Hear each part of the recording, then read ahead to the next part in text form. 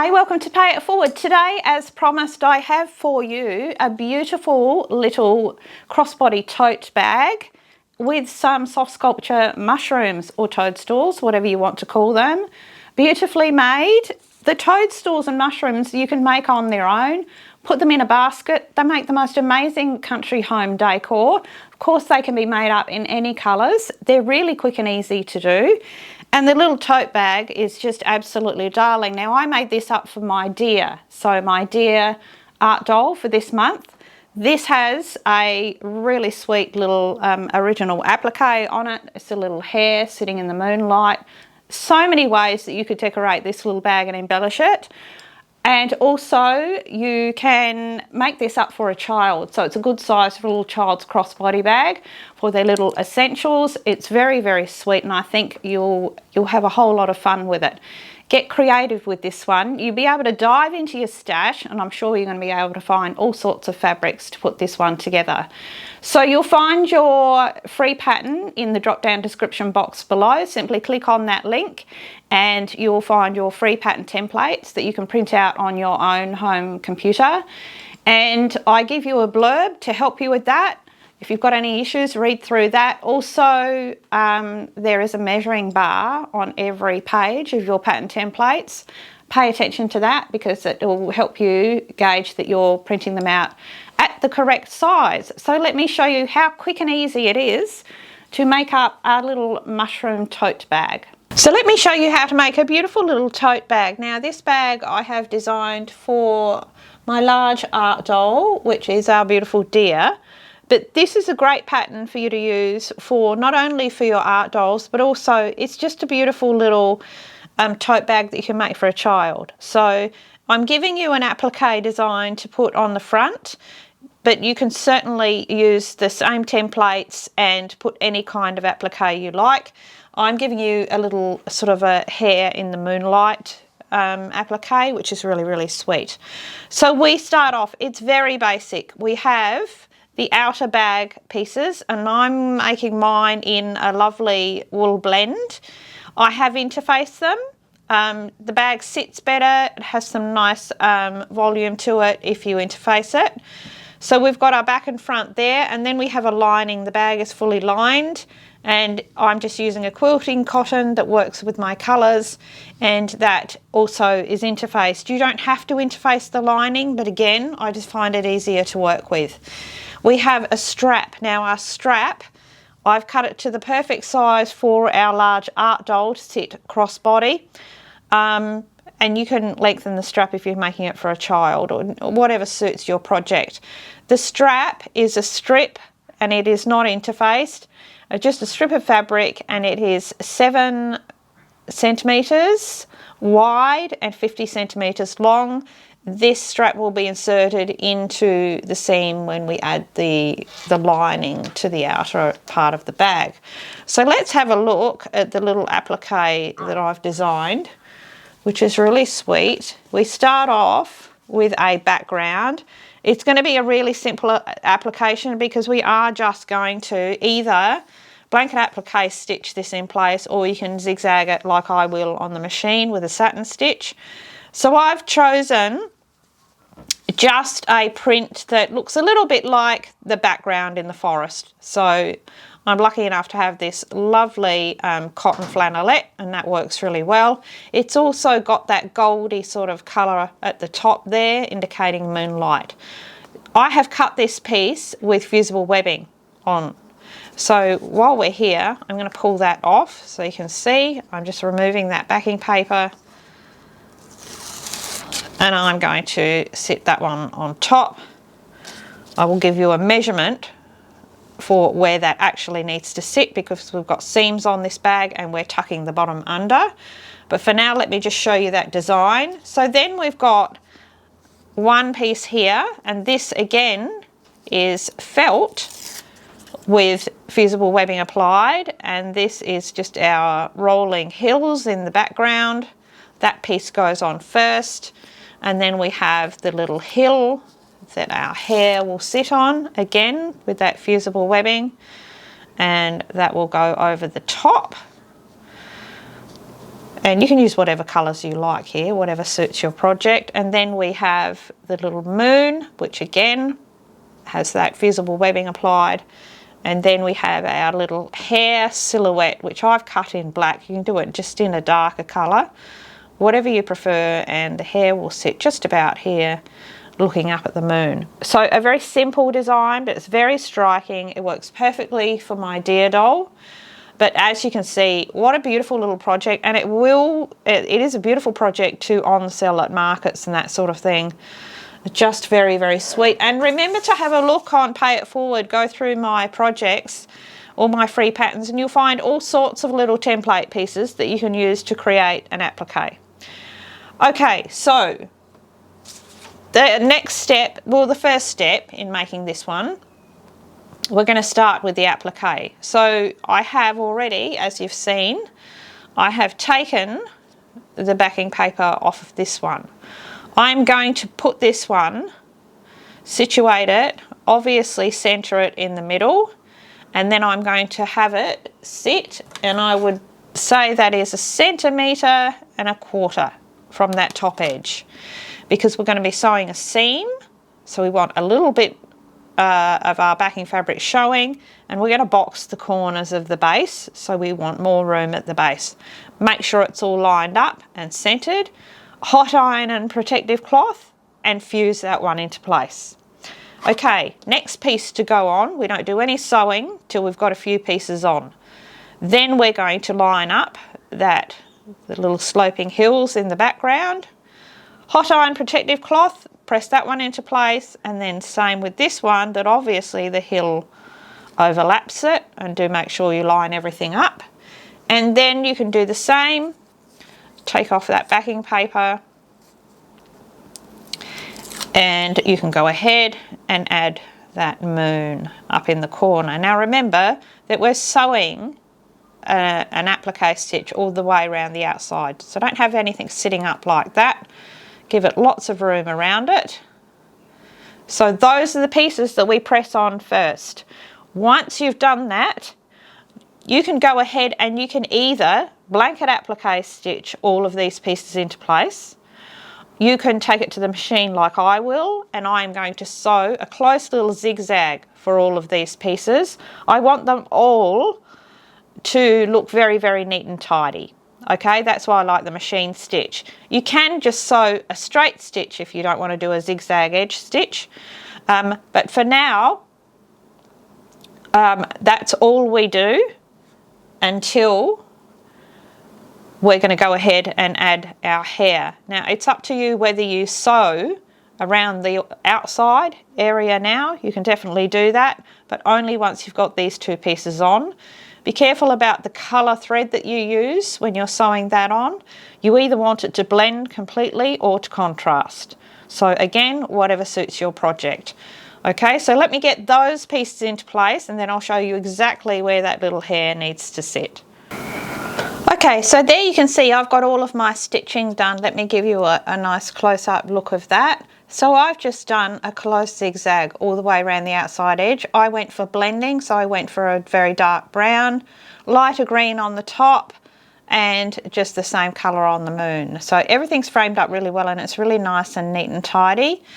So now we're going to add our beautiful little hair, and this again is just felt with the fusible webbing applied, and it's just going to sit. Just pull him forward a little, so bottom up a little bit. It's just going to sit right there. Again, keep in mind you've got edges, you don't want anything too close to the edge. Press that one into place. Now with this one, you could either sew that with a blanket applique stitch in an extra strong thread, obviously in black, or what I'm going to do is just on my machine, if you're confident on the machine, I'm going to sew a straight stitch very close to the edge all the way around that piece, and that will set it in nicely, and it won't change the sharpness of that lovely silhouette. Okay, so that completes my applique for the front. Now you can do some beautiful slow stitching here. You can add some beading. You could add some little stars, twinkling stars up here in this corner, condense it to this corner where it would be darker. You could add some foliage there, some little leaf and grass sort of stalks there, whatever you like. I'm keeping mine really clean lines because my art doll is already quite busy.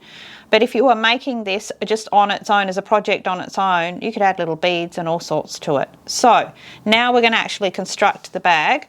So to do that, we're going to put our right sides together of our outer bag. We're going to line that all up. And we are going to stitch a 4mm seam allowance. We're leaving the top open and we're going to stitch all the way around. Do reinforce your corners there, so when we turn it through we get a nice point. So stitch all 3 sides, make sure you back and forth on your start and finish to secure well. Then you're going to take your bag lining pieces and you're going to mark at the bottom about an 8cm opening, because we're going to turn the whole bag through this. So this time with the lining, again we leave the top open, same 4mm seam allowance, and we're going to stitch down the side and just to this opening point. Again, back and forth on your start and finish, and same up this side. Then I'm going to press those seams out nice and open and flat. Now that I have both of those stitched, my liner and my outer bag, I've just taken the corners off of the base on each of those. And what we're going to do now is pop your hand in there and open it out, and we're going to bring the 2 seams together, because what we're going to do is just box the corners, and it's just going to flatten out the base of that tote just a little bit. So I'm opening up my seams, I'm making sure that they're lined up, and it's about 1.5 centimeters from the point here, not right to the end of the seam. From here it's about 1.5 centimeters, and you just stitch across, stitch through all of the layers about 2 times, then turn it around and do exactly the same on the other side, and then you'll do the same with the bottom of the liner in the same way and the same distance. And once you've done that, turn them through. Okay, so I've gone ahead, now that I've sewn those little box corners in, I've turned through and rolled out the seams on the lining fabric, and you can see that I haven't turned through the outer fabric. Now you can snip these corners off, you don't have to, but I just find it just cuts down on the bulk. Obviously don't cut them too close to that seam. And now we're ready to go ahead and assemble the bag, but first we have to make sure that we have sewn our strap ready, because that's going to get inserted in between all of those layers. So it's your strip of fabric, you've got your measurements there on your pattern templates. What I do is I rule a line all the way down the center of that strip, and then I press the top layer to the center and the bottom layer to the center, and then press it in half. Okay, now you can sew down the side of that once or twice, whatever you prefer. Just top stitch really close to the edge to close that. Don't worry about the ends because they're going to be inserted into the bag. Now once you have your strap sewn, you're going to add that to each side seam. Now make sure that you have the outer bag wrong side out, turn the wrong way. We're going to line this up, this strap, lined up across the side seam. I'm just going to stitch it on. You can sew it into place, just tack it into place on the machine if you want to. I find it just as quick to do this. I just want to hold it into place. And the important thing is that when you pop the rest of the strap in, as I will show you now, that we don't twist the strap at all. So now I have to carefully tuck that in and do the same on the other side. I'm going to anchor that in.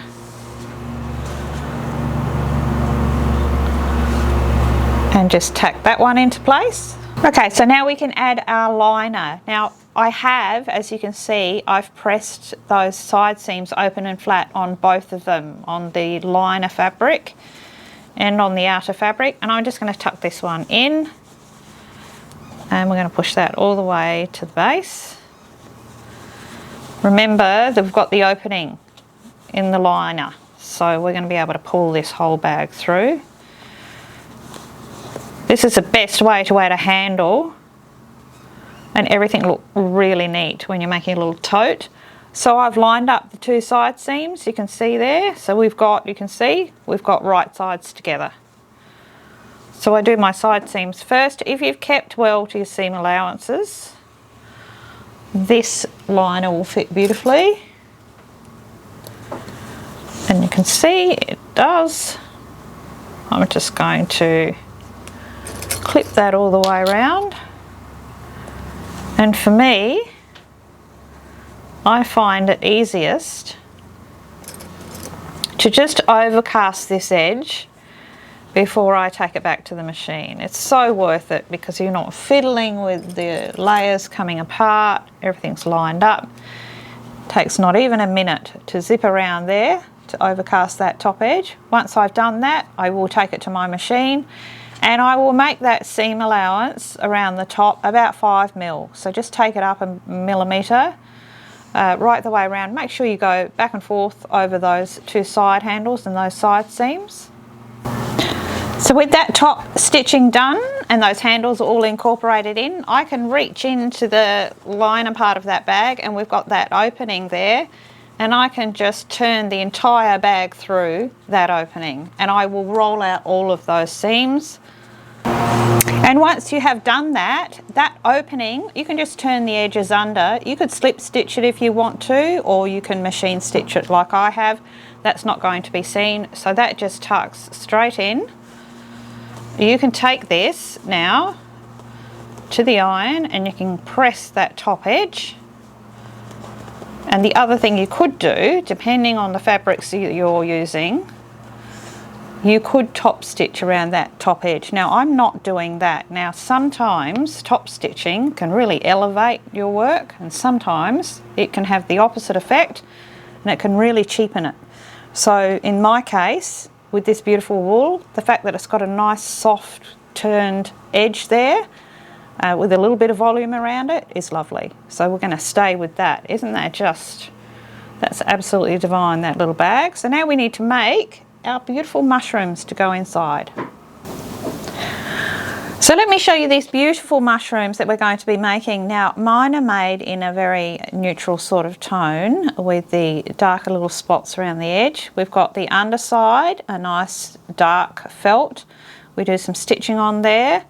The top side, I have made the top part, I've cut it, the top cap of our mushroom. Mine is 2mm felt, which is really handy. If you don't have 2mm felt, don't worry, you can just use your normal 1mm felt, but because I have it, I'm going to use it in the right colour. Okay, so your felt for the cap is just felt, so you don't add anything to that, no interfacing or anything. And then we have the stalk pieces. I've given you two sizes. I'm going to be demonstrating on the larger size. So these are your stalk pieces. They're also cut from felt. This one is 1mm felt, and it is nothing added to this one either. So unusual for me, I know, but in this case, that's what we need. We are going to be colouring up and airbrushing. We're also going to be adding a beautiful little sort of, it's like a root system coming out there. And I've used for that just some pearl thread in neutral tones and also some jute string. And with these, especially with the cotton string like this, you can unravel them, which is really cool, and you can end up with what we do, a lovely fine sort of wispy base there. We tie that into a knot.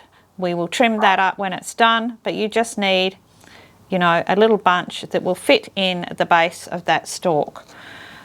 This is the underside. This is interfaced felt because we're going to be doing our stitching on it. Now you can see I've already done that. So all I've done there is mark the center. You'll also notice that the base of your mushroom is slightly smaller than the cap of your mushroom. The reason for that is we do just ease that in around the base, and it gives us a little bit of gathering and volume to our beautiful top of our mushroom. Okay, so what I've done is I've taken my heat erasable marker and I have just made my diagonal marks, and I've segmented that. You can do it as many times as you like. Go straight through the centre and do that. Once you've done that, you can go ahead and stitch those in on the machine, and I've used that nice light colour. The best way to do this is to start in the centre, stitch out on one of your lines, stitch all the way back through to the other side and back to the centre again. Then you can pivot, you can go out to the side, and you can continue, and you can sew that whole thing without having to remove your fabric at any time. So that's all done already. Now we want to talk about joining the top of the cap to the stalk. For these two, I've used a 16mm joint. Now certainly my masterclass people, you can go ahead and do that if you wish.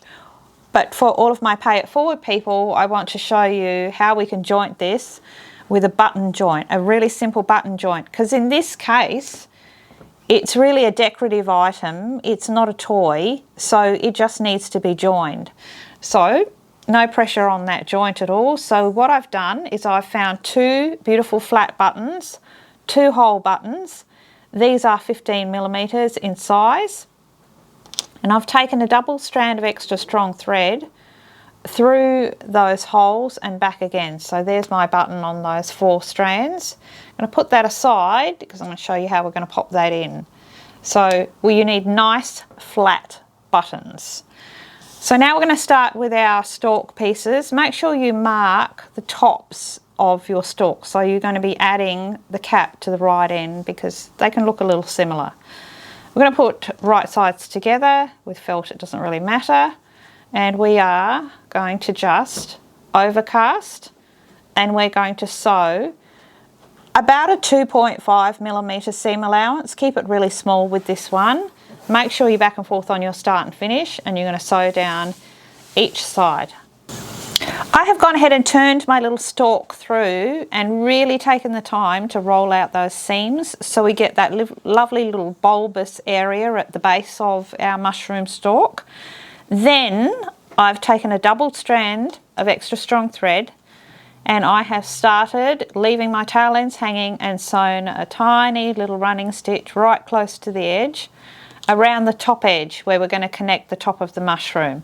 I've left my needle on, you don't have to do that, but I've tied my first knot. Okay, so what we're going to do now is we're going to pop our joint in, which is just our button on its threads.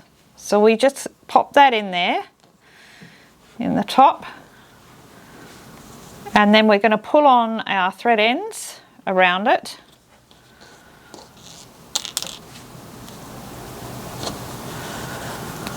Around that string. So you've got all those threads coming out, and we want that nice and tight. Pull on those thread ends, knot that off at least 4 times and snip those threads. And once you have that tied off, you've now got your 4 strands coming out through that little hole at the top, and you want to pull up that button so it's sitting flat up against the end there. It should fit perfectly. If you want that to stay, this just makes it easier to keep it in place. I just take a pin and I take it straight through and across. It stops that button from flipping over. Once we add some stuffing in there, that's going to stop that happening too.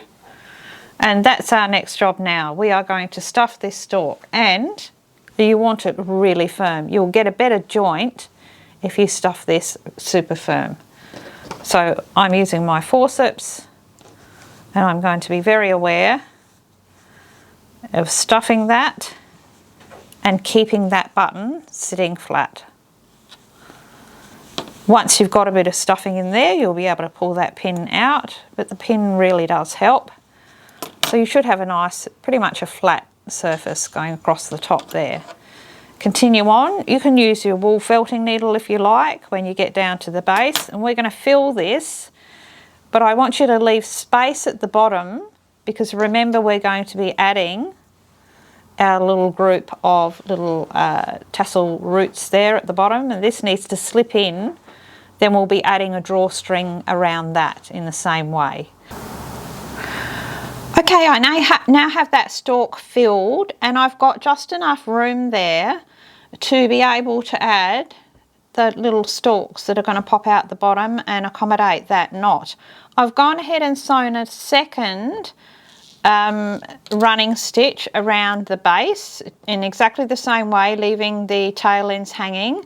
I've got my first knot tied, and I'm going to pop that little group of threads in there, and I will use my forceps to do that, to really push it in. And I'm going to tie that knot off nice and tight around the base there. And again, I'm going to keep up that tension. I'm going to knot that off at least 4 times. I've left my needle on, so I will just dive my thread back in and lose those thread ends into the stalk and snip that off. So 4 times, nice and secure.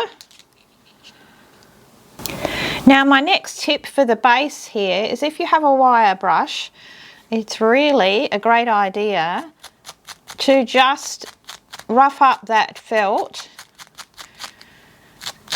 right on the base. It's going to blend all of those fibres together and give you a more realistic look on the bottom. And when we colour this up, as I said, I'm going to be airbrushing mine. I'll show you how to airbrush these. You can certainly use Artist Soft Pastels or alcohol markers. The application of the shading is the same, whatever you use. And I've unravelled all of my jute string, so it's just a big messy kind of stalk like that. You can go ahead with your awl and separate all of those fibres. And then I'm going to trim that off just a little, because I don't want it crazy long, neither do I want it terribly even. So just a messy little bunch of roots and fibres there.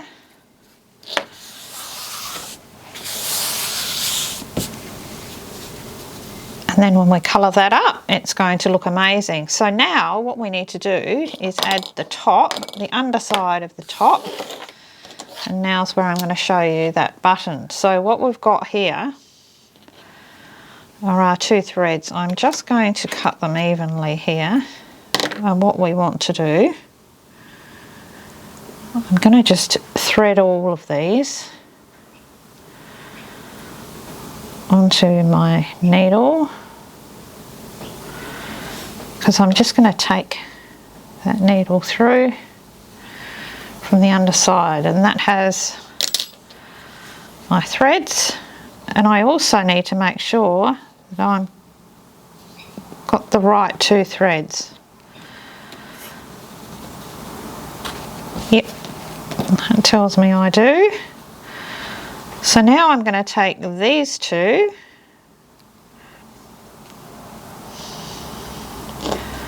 through the hole in my button. You might need to use a needle to do that. Nope, that's going to let me. So through one side, same with the other.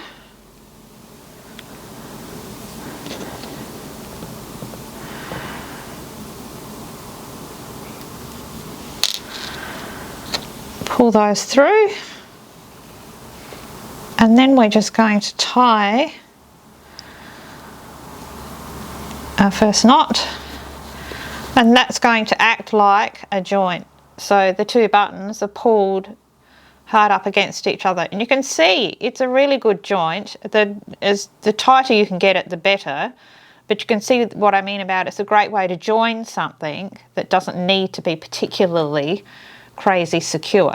So tighten that up much as you can, and then knot that off as usual about 4 times, snip those thread ends. Our next step is to add the top part of the mushroom cap. Okay, now I'm going to be airbrushing mine as a whole when I'm finished. If you want to do all of this work, if you'd rather do it with the cap not connected yet, you can certainly do that. So you can see with mine what I've done is just some beautiful soft, very blended spots. You can use any colours you like, and I've also coloured up around the outer edge, which is easier to do if you're airbrushing it as a whole. But if you want to use your alcohol markers or your Art of Soft pastels and do your spots now, alternatively, you might want to embroider your spots. You might want to use buttons for your spots. You need to add those now. Any beading, all sorts of embellishments, you can go ahead and do that now before we add it to the top. Now you'll also find that the top of the cap is slightly bigger than the base. Now it's rare that I say to you, you're going to need to ease this in, but it is the tiniest amount, but it just helps give that cap sit over, and it's not hard to do. So we start by lining up the edges, and as you clip the rest in place, just push that top layer and give it a little bit of a pucker there.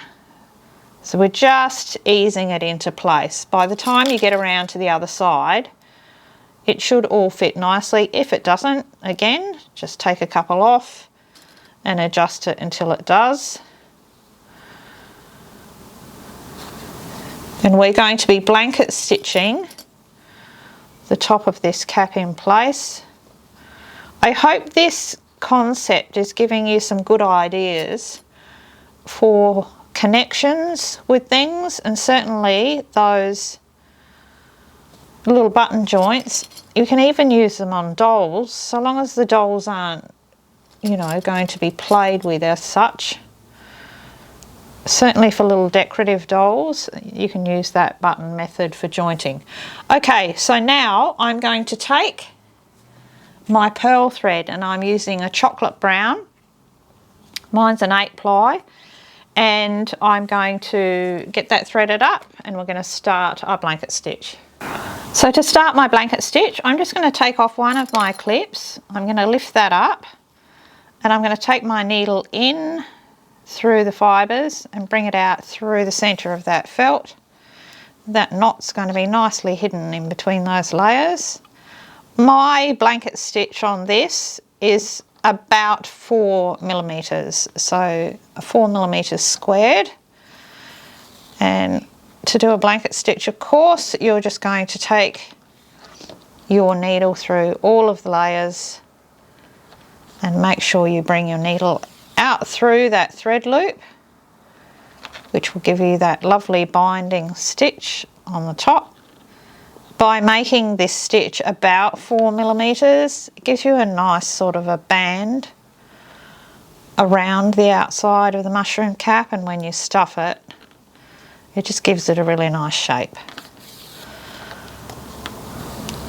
Keep your stitches nice and even, and make sure that you rotate your work as you're blanket stitching, so that all of your stitches are radiating straight out. If you don't rotate your work, and it's easy to do, you'll find your stitches start to lean.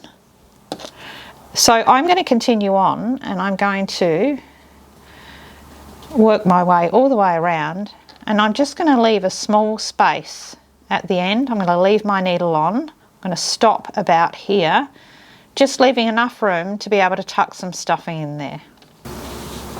So there's my little space that I've got left. I've left my needle on, and now I'm going to take some of my polyester filling, and I'm going to fill the top of that cap. Now how you fill this is important, because you've got to fill the outside edges first, and you actually want to push them up so that we do get that lovely lip of that blanket stitch. If you just go ahead and just throw stuffing in there willy-nilly, you're just going to end up with just a big ball at the top. And stuffing is about sculpting in soft sculpture. It's one of the most important parts of soft sculpture.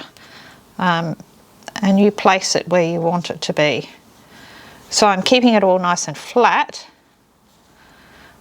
I guess more like a field mushroom.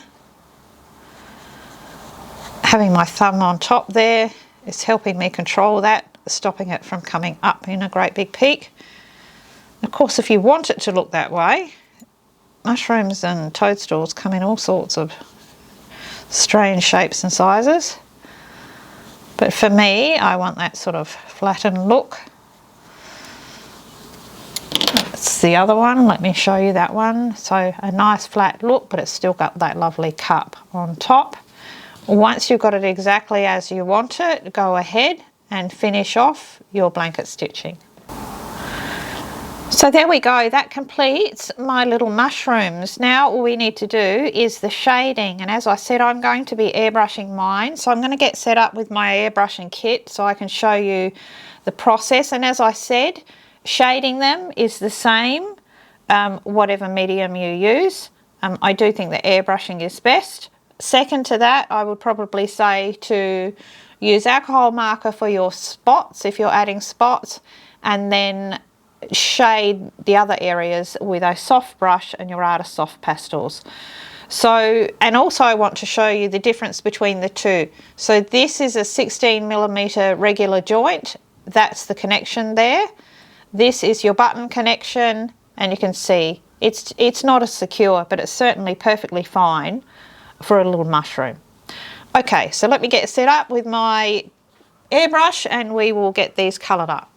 So I'm set up here now ready with my airbrushing gun kit and all of that. So we're going to do some colouring up on these beautiful mushrooms. So I have started on 2 of them. I'm going to demonstrate on my final one.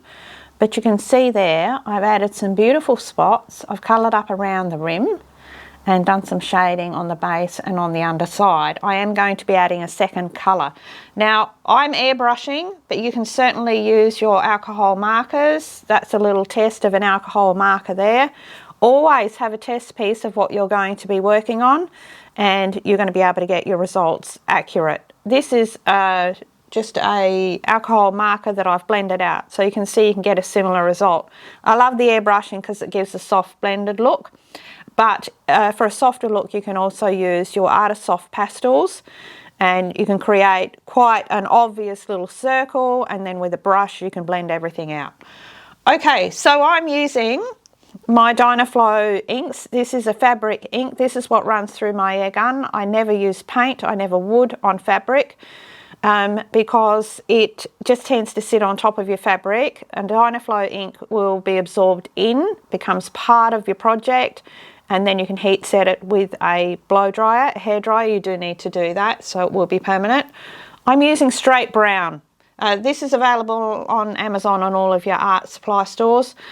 I'm using straight brown for mine. Now your mushrooms, of course, may well be a completely different colour to mine. Or you may be doing brights, and you might be using reds and pink tones or all sorts. So brown for me, and also I'm going to be doing some shading with some ecru. Ecru, by the way, is a fantastic colour. If you don't have it in your collection, get some, because it's so good for everything. So you can see I've done the spots on these. Let me show you how I did that on this one, the third one. So let me grab my gun over here, and we will get started now. To do your little circles, of course, just come in nice and tight. The more you pull out, the wider your circle is. It's really important that you keep this nice and random. Keep those edges of that circle nice and blended. On the larger ones, I can really take those spots up to be quite large, and then intersperse with smaller ones. Again, it really is about keeping it random. Do some on the edges as well.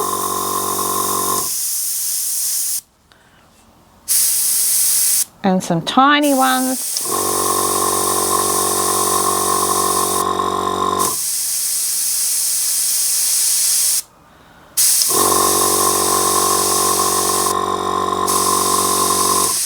Now traditionally in storybooks what you see are sort of red toned toadstools with white spots. With airbrushing we generally can't go lighter. So this is why I'm doing it in reverse, but it works really well, and particularly for me this is going with my beautiful deer doll. So these tones are more appropriate.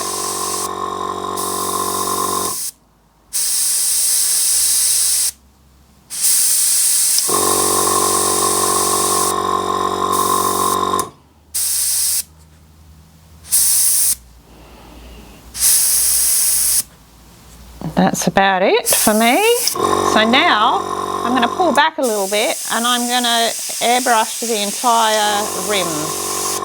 And where it comes up and puckers here and there, I'm going to exaggerate that and go with it so that we see sort of that gathering come up and in there.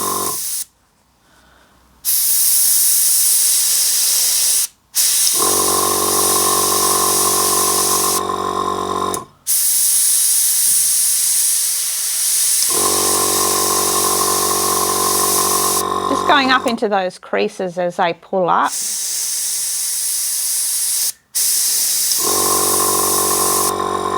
Now I'm going to work on the underside. I'm going to get right in tight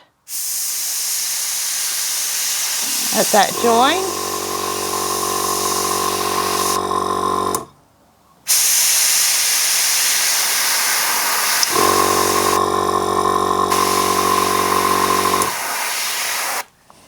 Then I'm just going to extend it down a little.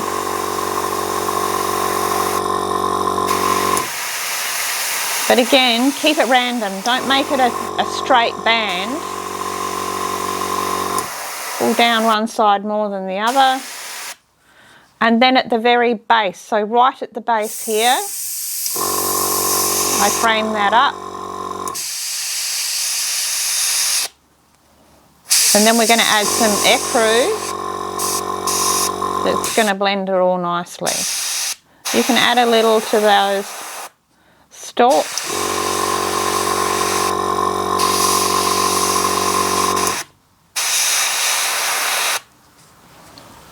There we go. So now I'm going to add some ecru into my pot and we're going to finish up. Okay, so this is my test. This is the ecru. It's a nice warm soft tone. And I'm now just going to extend. I've pulled right back and I'm going to extend my colour down that stalk a little. It gives that lovely ochre sort of tone.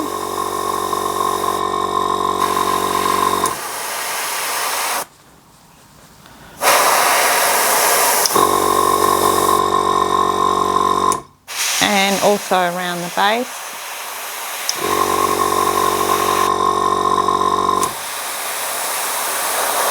These mushrooms, or toadstools, whatever you want to call them, they look absolutely amazing made up in all sorts of different colours and shapes. And sitting in a lovely rustic basket. They make great home decor. If you have that sort of home, a lot of you have very arty homes. So there we go.